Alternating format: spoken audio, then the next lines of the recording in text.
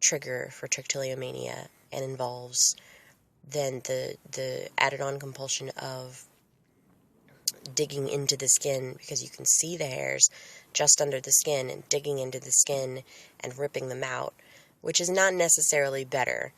And so, your other permanent options for long-term problem sites are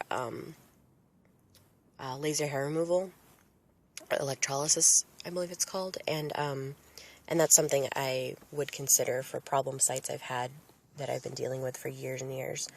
But it's expensive and considered cosmetic probably by insurance and such, even though it would not be cosmetic. In this case, it would be more about mental health and well-being and cutting down on scarring and the bleeding and all those issues. Lighting and other factors such as being alone, like in the car or the bathroom or, just home alone or whatever, those things can affect trichotillomania and trigger them, trigger episodes, or mirrors, depending on the mirrors, dirty mirrors in the cars,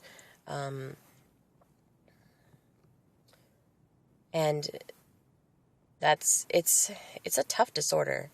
Not that I think there are any easy ones really, but it's been a struggle for me for a long time, and I've been wanting to make this video for some time now and kind of talk about it. If you want, you can check out the Wikipedia page. There are a couple of websites for trichotillomania.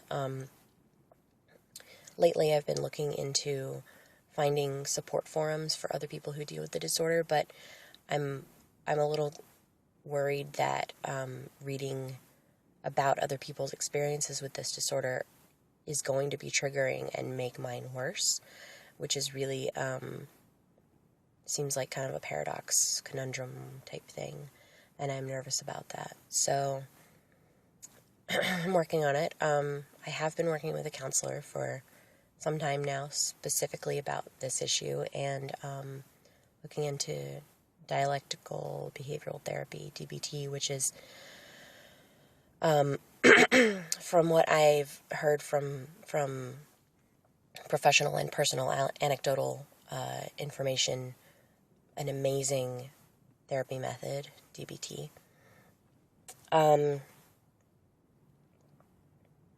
So yeah, trichotillomania. It's a tough disorder. It's not voluntary, believe me, and it's something I deal with currently every day. A lot of the time, and it's embarrassing, even if people don't notice. It's embarrassing to me. I feel like, why can't I stop? This is stupid. Other people don't deal with this. This is such a, it feels stupid. It feels extremely frustrating because I just want to be able to stop. And I can't just do that. I can't just turn it off like a light switch. So that's hard.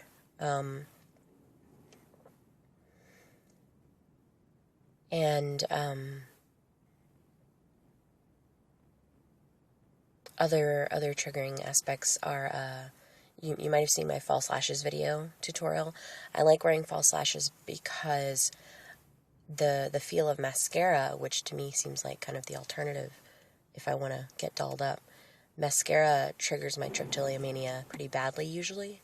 The feeling of the mascara on my lashes drives me crazy and generally makes me yank out my eyelashes.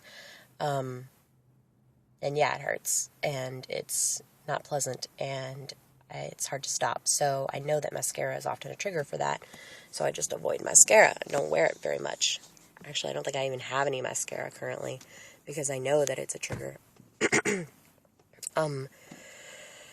Tweezers, I'm not really sure if having tweezers is more of a help or more of a trigger, because on the one hand, having tweezers means I'm not using my fingernails as much, so I'm not stretching the nail beds and hurting them, because, you know, if you do this hundreds of times a day, eventually your nail bed gets really sensitive and pained, and you get little hooks in your nails from pushing them together and trying to rip out the hairs, and it's not very efficient. And it causes a lot of damage to the skin, more blood, more scarring. And so tweezers are kind of they're more efficient, so they're more precise, they're less damaging to my fingers, my fingernails. But because they're more efficient, they might make me do more hair pulling or more in a shorter amount of time. So I don't really know if that's better or worse, because on the one hand, it's less damaging to my fingernails, and on the other hand, it's making me do it more. I don't know. And I used to ask my spouse to, he used to keep the tweezers somewhere basically secret from me, and I would ask, you know, if I could use them, and he would kind of oversee that. But there were a couple issues with that.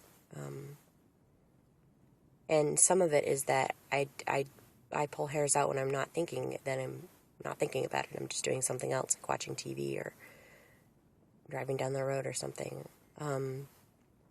So it's not always conscious. And the other thing is, he kept having to find new hiding places, and he kept losing them. So I don't really know if having tweezers is a help or a hindrance. I am going to do a video on femme as self-care, and in that, partially I'll be talking about ways I deal with my trichotillomania, such as like exfoliating a lot,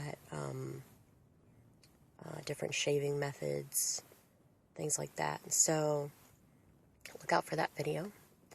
When I have it, I'll post the link in the underneath here.